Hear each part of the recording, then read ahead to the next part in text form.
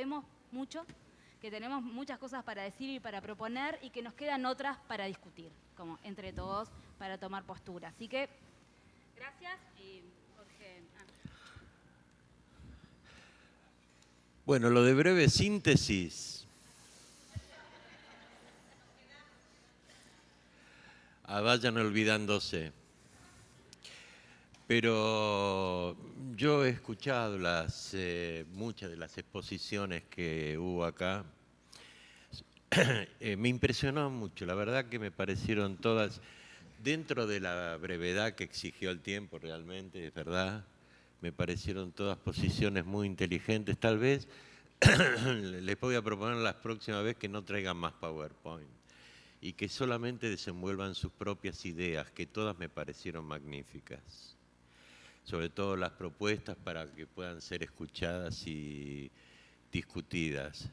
Es más, le diría, si uno tuviese que pensar una propuesta de oposición a los poderes económicos y hegemónicos, esta es la propuesta. O sea, poder sentarse entre todos y escucharnos, no solamente ustedes escucharnos a nosotros, sino también todo el mundo poder hablar y decir lo que piensa al respecto de esta cuestión. La parte esta de la violencia institucional siempre, generalmente todo el mundo la estudia al final, ¿no? Después de todas las violencias viene la institucional.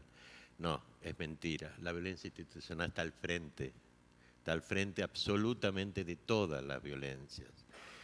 Porque yo lo entiendo de esta manera, como que en el campo que nosotros trabajamos, espero que todos ustedes estén o vayan a trabajar en este campo, o por favor, si quieren salvar su vida, no trabajen nunca en este campo.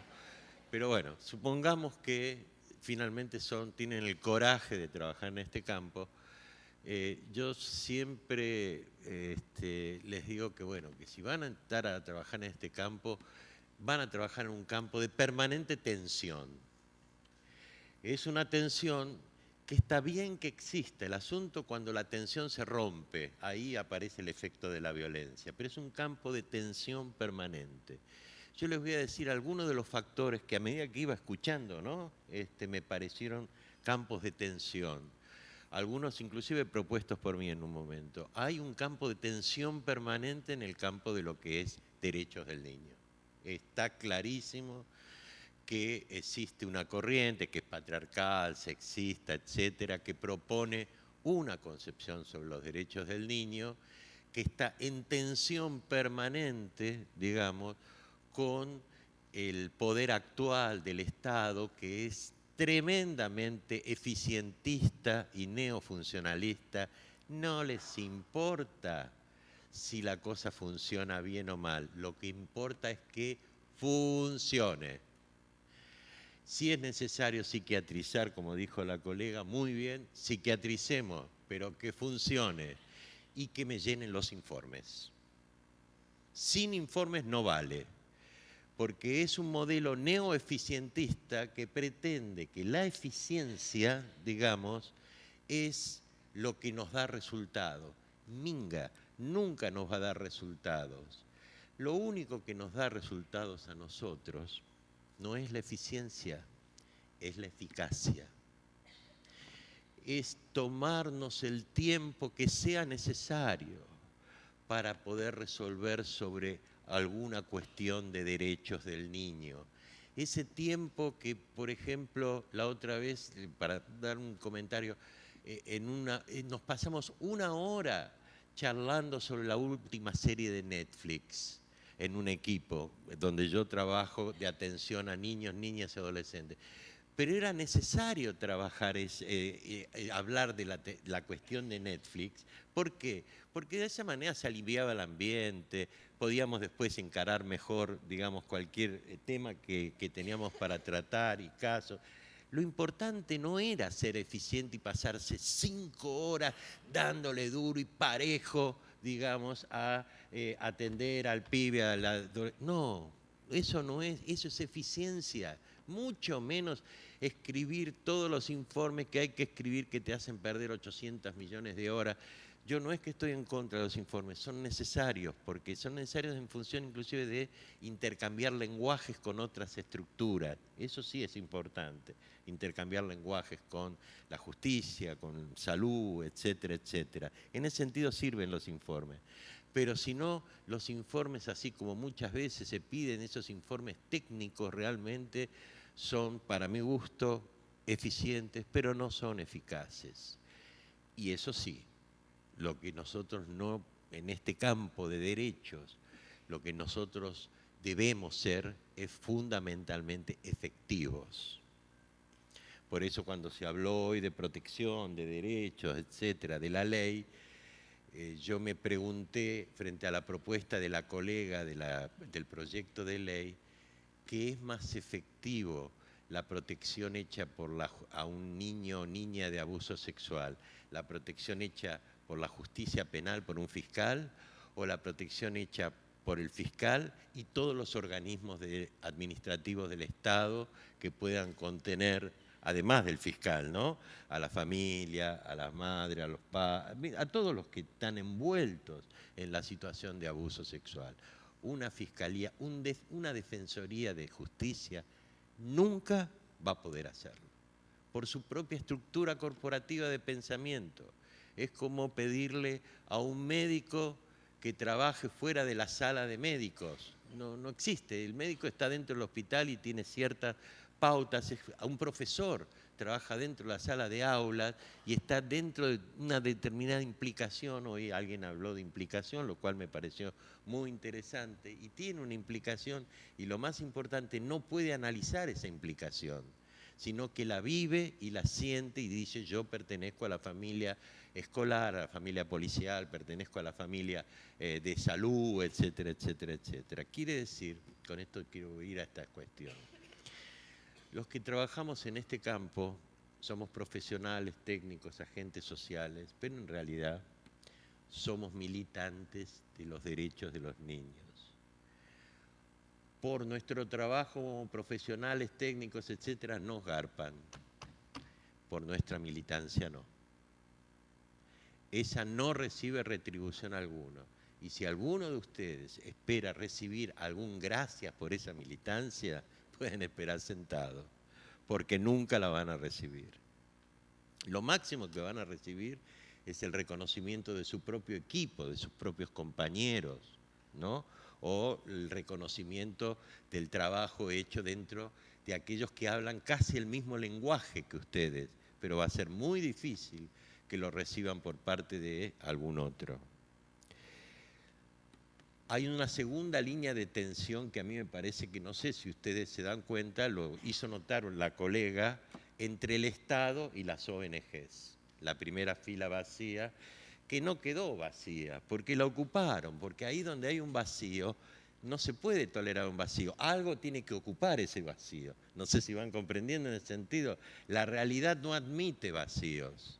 Entonces alguien vino y se puso en la primera fila. ¿No está el ministro? Más sí, yo me mando. Y se sentaron en la primera fila. No sé si van comprendiendo en ese sentido.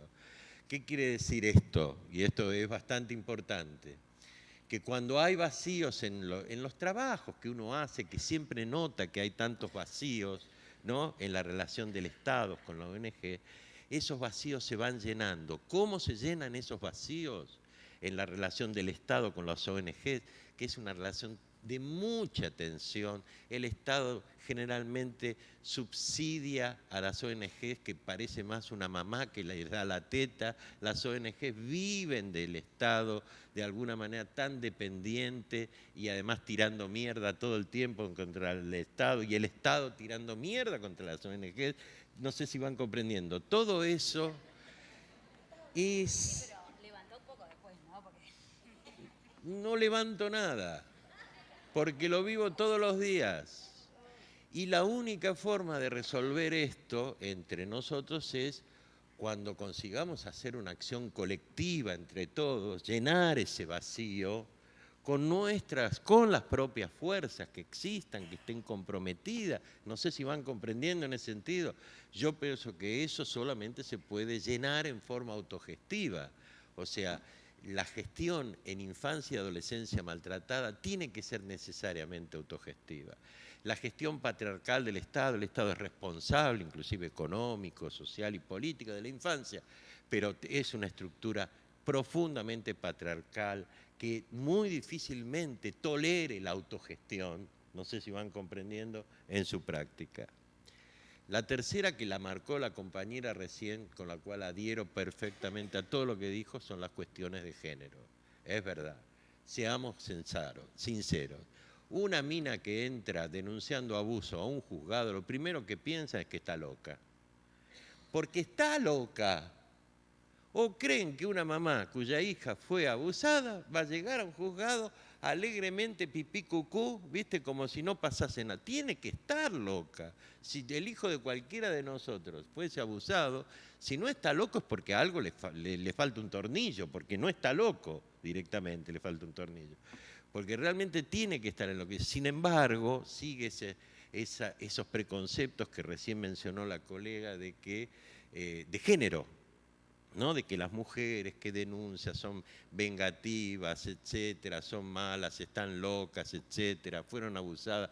Ah, porque fueron abusadas y proyectan el abuso en sus hijas, en sus hijos. Entonces una mujer que le pregunta en un momento un juez, un cualquier interlocutor, ¿y usted fue abusada? Sí, fui abusada, sonó. Seguro que esa denuncia no avanza. No sé si van comprendiendo en ese sentido, porque ya seguro que lo hizo. Yo conozco un juez y defensor de menores que les tendió una trampa a las mamás. Les cuento cómo era la trampa. Él venía charlando con la mamá, ah, sí, señora, claro, no, porque mi hija fue abusada, no, claro, sí, no, verdaderamente, no, qué barbaridad. Y el tipo siempre poniéndose del lado como, ¿no?, de la denunciante, de la querellante. No, no, sí, claro. Y en un momento le preguntaba, y dígame, señora, usted con ese presunto abusador, este padre, padrastro, lo que sea, ¿cómo era la sexualidad entre ustedes? Si ella le decía, ¿era un problema? Listo, sonó, era una falsa denuncia. No sé si van comprendiendo, simplemente por puro preconcepto. No sé si van comprendiendo en ese sentido. Entonces, esas tensiones que se ven en el campo de género también son situaciones que provocan violencia. Yo personalmente pienso que los que trabajamos en este campo tenemos que estar necesariamente atravesados por la cuestión de género. Estamos atravesados por la cuestión de género. Pero atención, eso no va a generar en nosotros la idea de que una madre maltratadora va a dejar de ser una madre maltratadora por una cuestión de género, para defender la cuestión de género. Una madre maltratadora es una madre maltratadora y no merece que sus derechos en cuanto a género sean defendidos en el sentido de maltratadora. Como mujer puede ser, pero maltratadora es maltratadora de su hija tanto como cualquier otra. No sé si se entiende en ese sentido, porque a veces algunas organizaciones feministas se oponen a que nosotros defendamos los derechos del niño frente a madres maltratadoras. ¿Cómo es esto? De la siguiente manera. El niño fue maltratado por la mamá. Entonces va a un instituto que hoy estuvieron hablando y que me pareció perfecto. La cuestión temporal es muy importante, porque lo que es un año para ustedes, para un niño un año en un instituto es una eternidad. No sé si van comprendiendo. 6 meses es una eternidad. Imaginen hasta los 18. Bueno, en ese momento, como dice la ley, o el proyecto de ley, tenemos que hacer todo lo posible para que esa mamá vuelva a darle más chances a la mamá, ayudarla económica, ayudarla socialmente, ayudarla culturalmente, ponerle un terapeuta. Yo les digo lo siguiente, en el librito que les mandé ahí, que dejé para algunos de ustedes, nosotros hacemos evaluaciones de parentalidad. Lo que a una organización le lleva más o menos 1 o 2 años decidir si estos padres o no pueden volver a ser padres protectores, a nosotros nos lleva 2 días.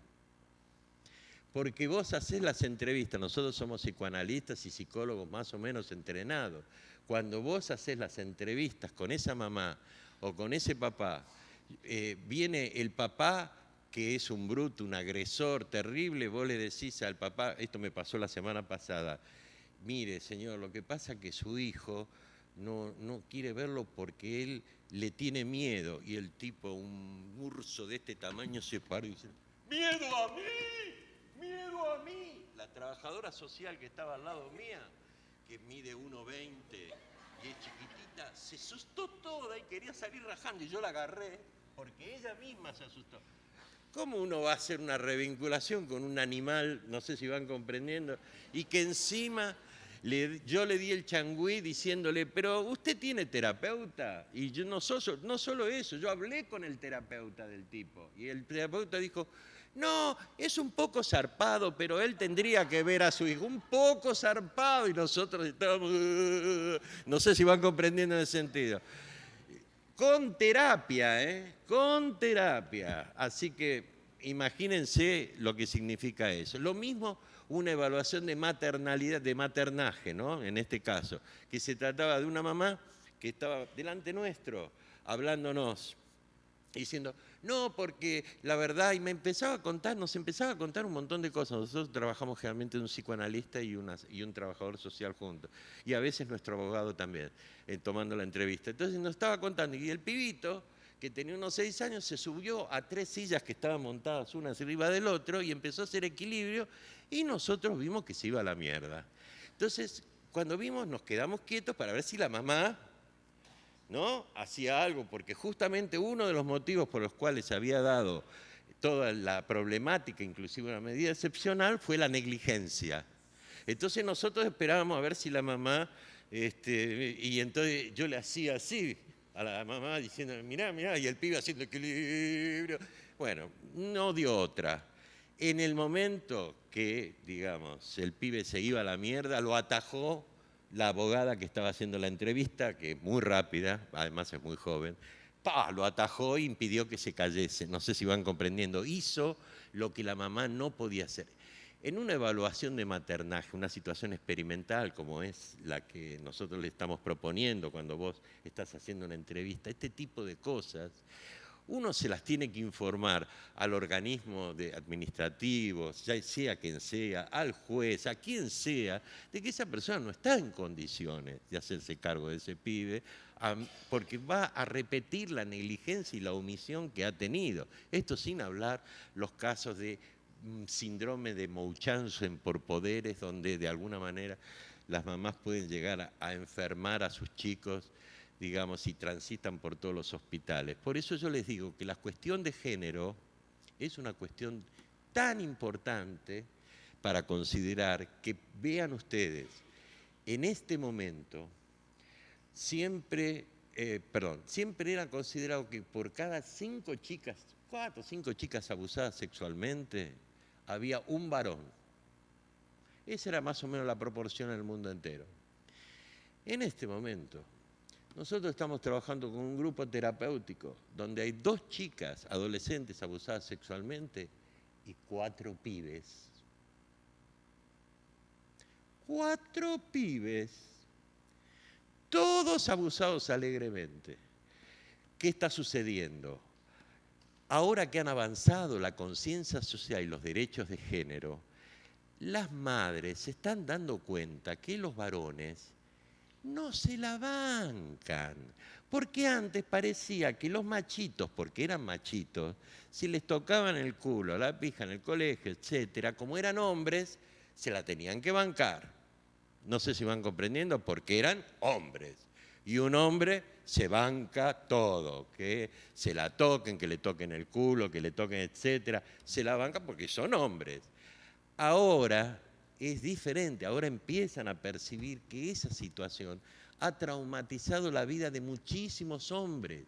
Y muchas de las chicas que deben estar acá pensando, ¿por qué los hombres se escapan y no se comprometen? Porque están traumatizados.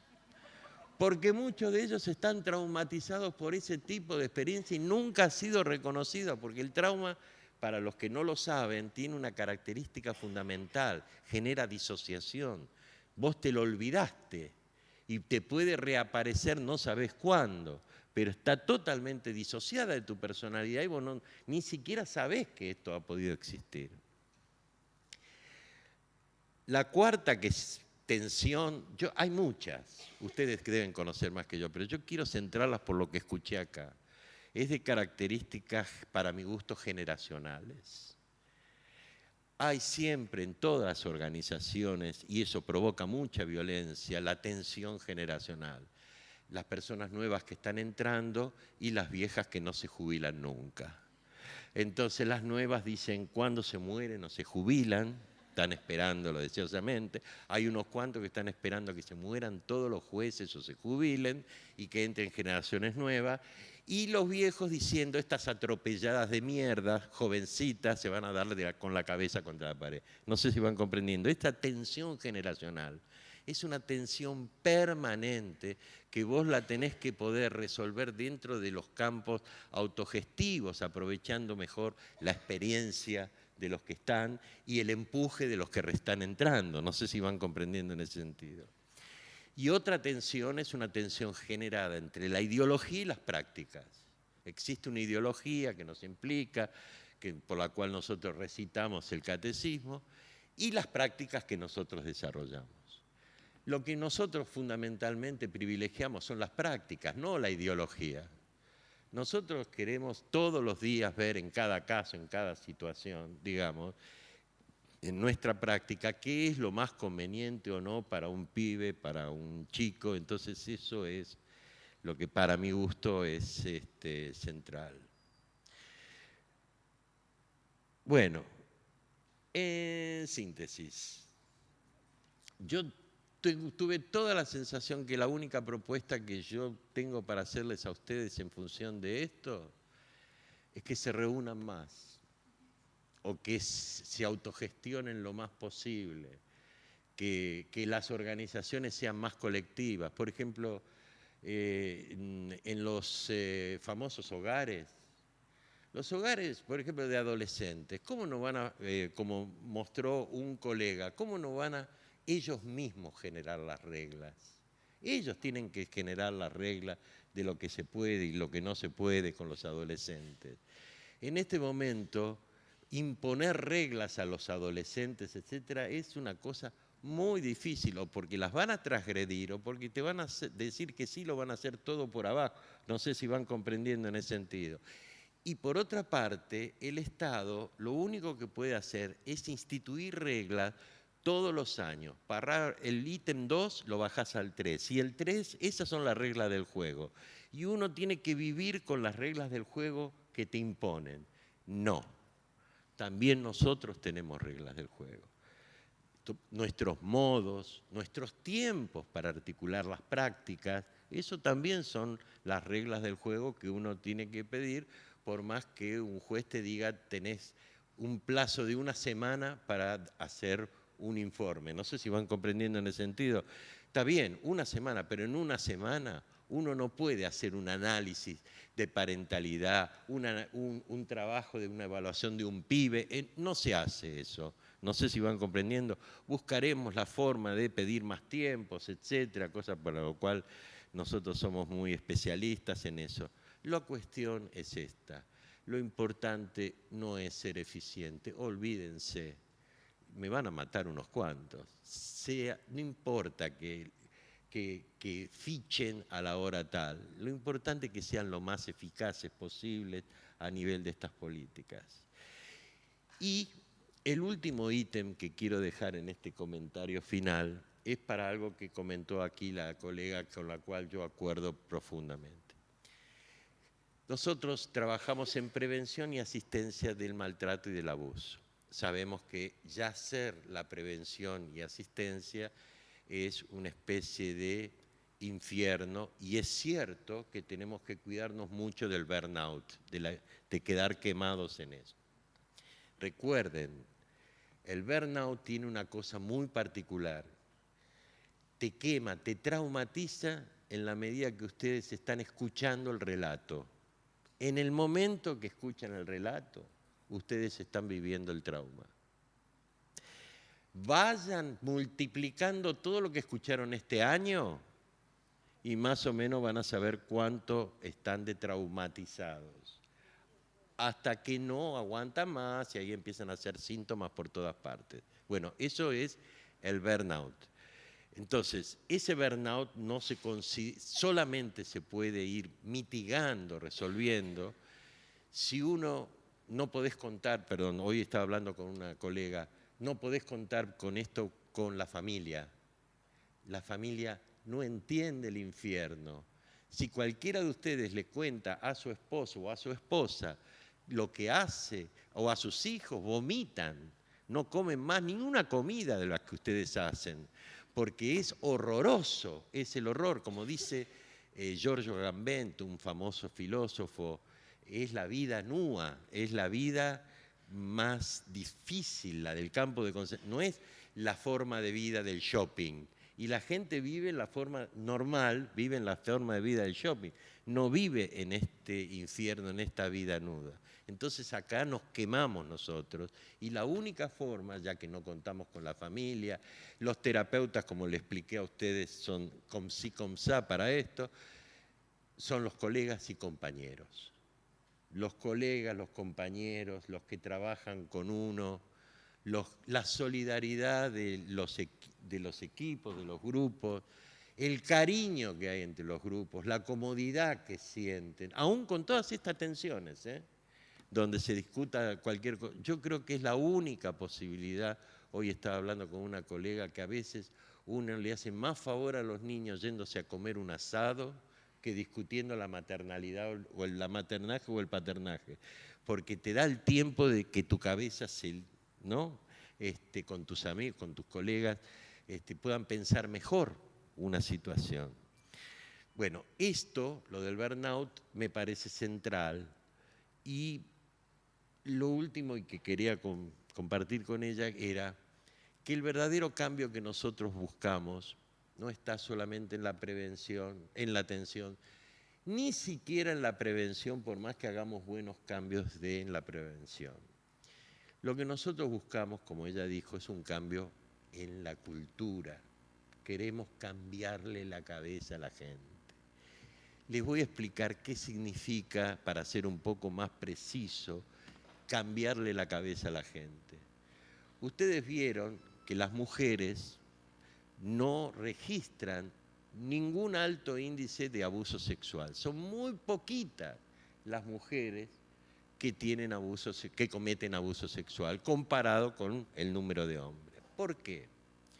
Porque en el patriarcado generalmente el cuidado del niño, de la niña, ¿quién lo ejerce? La madre. La madre está acostumbrada a amamantarlo, la madre está acostumbrada a cambiarle los pañales, la madre está acostumbrada a bañarlo. A ninguna mamá de las que están acá, no sé si hay mamás todavía sobrando por acá, pero si sobra alguna madre todavía por aquí, no le es nada raro que su hija se meta el dedo en la conchita, o no le es nada raro que al nene se le pare el pito, porque lo toman como una cosa natural y les permite reprimir mucho mejor el abuso sexual. No sé si van comprendiendo en ese sentido. Eso reprime esa cosa que les podría generar de prohibición. Pero los hombres no. Para los hombres en el patriarcado, las nenas son objeto prohibido. Mucho más cuando crecen y tienen un par de tetas de este tamaño. ¿Cómo vos vas a abrazar? No, porque se pueden calentar, etc. Y las pobres pibas siempre han vivido la soledad de saber que a ese papá no se lo puede abrazar demasiado, no se puede, porque siempre está la cuestión sexual en el medio. Entonces, yo lo que quiero decir al respecto del cambio cultural, uno ve hoy que cuando la gente joven se casa, se junta y tienen un bebé, esos arquetipos de género comienzan a borrarse. La mamá cuida al pibe y también trabaja, el papá le da la mamadera, el papá también las baña, no sé si comprende a los chicos, el papá también le cambia los pañales al bebé, rompe el arquetipo de género, no sé si van comprendiendo, y eso permite reprimir mucho mejor el abuso sexual en los hombres. No sé si van comprendiendo en ese sentido, o sea que de alguna manera romper esos estereotipos de género le hacen un gran favor a la problemática del abuso sexual, que yo personalmente soy de los que cree que todavía en Uruguay no está totalmente visibilizada en toda su dimensión.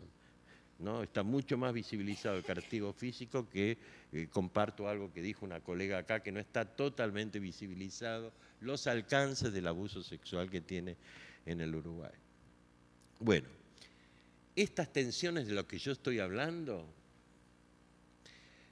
si uno estas tensiones no las mantiene como área de conflicto, de discusión, etcétera, si se resuelven, generalmente se resuelven por la violencia. Si te provoca mucha angustia, se resuelve en forma violenta y ahí aparece la violencia institucional.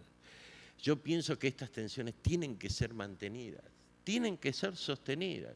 Y si vos tenés una corte de justicia oscurantista, tenés que tener esa corte para tener esa tensión permanente y dar pelea permanente. No sé si van comprendiendo, una lucha permanente y discutir permanentemente con el oscurantismo que te dice, no, tal tipo tiene derecho a ver a su hija y vos le estás diciendo, no, no, momentito, doctor, señor juez, uno, este tipo le reventó la cabeza a la mamá y le reventó la cabeza al hijo y tengo acá el informe del hospital tal. 2. Este tipo hizo entrevistas psicológicas donde no se implica ni internaliza en todo aquello que él hizo. 3. Nunca hizo un tratamiento para hombres violentos en ningún lado y el tratamiento que hizo lo hizo durante 3 días en la salita de la esquina. No sé si van comprendiendo. 4, vos ponés todo eso, este tipo no está en condiciones. Vamos a ver si un juez se anima a ir contra el rigor científico. Porque, sí, no. Porque una cosa, no sé si van comprendiendo en el sentido, una cosa es ir ideología contra ideología, otra cosa es ir la ideología contra el rigor científico, donde uno intenta demostrar a través de informes técnicos que tenemos que saber utilizar, por supuesto, que algo no es viable. Bueno, y lo último que quería decirles es que estoy muy grato de haber estado aquí y espero que la próxima vez los pueda escuchar más a ustedes. ¿Podemos verla? La próxima. ¿Por qué no? La próxima, ¿Y las preguntas? sepan, va a ser un almuerzo compartido, donde cada uno de ustedes traerá ¿Y las preguntas? algo para comer. Tenemos que gestionar lugar. ¿Las preguntas no llegaron a la mesa. Bueno, pueden hacerlas ahora alguno que quiera hacer una pregunta. No. Jorge, no sé si sabe que se va en un avión, que se va al avión y lo vienen a buscar, pero No, se ve que no me enteré. ¿Hasta qué hora es?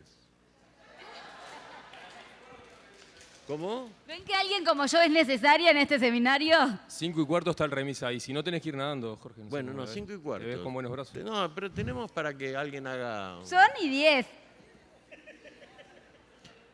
Ah, dale. Alguien que se anime. No hace una pregunta, tal vez una... Dale. Ah, bueno. Bueno, ustedes dos, dale. Yo, cuando usted dijo de cuando se genera la tensión entre el Estado y las ONG, a mí particularmente en territorio me parece que esos espacios solo se llenan de cadáveres. Porque sinceramente coincido con usted y creo que el Estado solo funciona con la jeringa en la nalga y no hay otra. Después, una de las cosas fuerte esa, Sí, que sea inyección para yegua. Porque sí. Y la otra cosa que me quedó colgada durante todo el discurso, no escuché hablar sobre las identidades sexuales y la orientación sexual en el tratamiento en territorio, sobre todo en espacios de reclusión. Trabajarlo, hay muchos que los medicalizan y los... dentro de las medicalizaciones, sí. Y el estado de salud de las personas que van a consulta, el Estado los atiende mal o directamente tira la pelota para adelante y no los atienden, ¿sí? Porque no tienen los psicólogos o no tienen cosas. Digo, por ahí dejo. Está muy bien eso. Ella. La última. Vas a tener el honor de cerrarlo. Bueno, primero gracias. Tú hablabas de la parte de los docente, acá de una institución UTU, que vendría a ser un secundario. en el cual tuvimos la desgracia hace 2 años de enterrar a una alumna, producto de una violación. Camila, creo que más de uno de Barros Blancos, la ha conocido, que tú decías que un abogado o un juez puede ir en contra o no de la parte reglamentaria de las denuncias, psicólogos. Bueno, durante 3 años peleamos para que esa chica sea sacada de su hogar. Hoy en día estamos juntando la plata para hacer la reducción de los huesos de esa chica. La institución se portó tan bien con nosotros que nos mandó un director abusador y violador. Obviamente, somos un equipo muy fuerte, logramos sacar. El Estado dijo, hagan la apología de la muerte, no lloren. Háganla. La apología de la muerte, no lloren. Enseñen a sus alumnos a no llorar, que la muerte va con ellos. Sí, imagínate todos los días estar trabajando con eso. Claro, es estar. Entonces, desde ese lugar, ¿cómo poder Yo siempre dije que intervenir? los uruguayos juegan fuerte. Te matan. Bueno, Dios mío. obviamente. Pero es verdad. Ese director, Es verdad. terminamos, padres, comunidad, docentes, sacándolo del cargo, metiéndolo preso, pero muy buen estado tenemos que lo soltó, Sí. porque es padre. Sí. Sí, el director del auto. Sí, Lo soltaron porque... y ese es un problema que muy discutido también con las problemáticas del femicidio y etcétera, todas esas cuestiones. Todo lo que no se discute, todo lo que no se habla, todo lo que se esconde, todo lo que se condona, se perdona, termina muchas veces con la muerte. Y a veces, y permítome decir lo siguiente, a veces no es solo la muerte física, a veces es la muerte psíquica. Porque quiero decirles a ustedes lo siguiente, si hay algo que yo aprendí en estos últimos 25 años trabajando sobre el trauma, es que el trauma siempre tiene 3 vertientes, sobre todo en el abuso sexual. Una, que la víctima, la abusada, gozan con el cuerpo de ella y es una niña. La segunda es que quien goza con ese cuerpo es justamente quien lo tiene que proteger, que es el familiar, el profesor, el director técnico, ¿no? El maestro, ¿no? Ese es el segundo factor del trauma. Y el tercer factor del trauma, que yo creo que lo fija y muchas veces decreta una cierta muerte física, psíquica, pero no en un área disociada, porque puede seguir viviendo tranquilamente, es la impunidad. Cuando hay impunidad, la víctima siempre se va a sentir culpable y con vergüenza. Solamente la intervención del Estado, de la sociedad, sancionando ese acto como un acto delictivo, es que permite desculpabilizarte y permite que vos no quedes atada a esa sensación de vergüenza y culpa que lleva a lo peor. Bueno, ahora sí.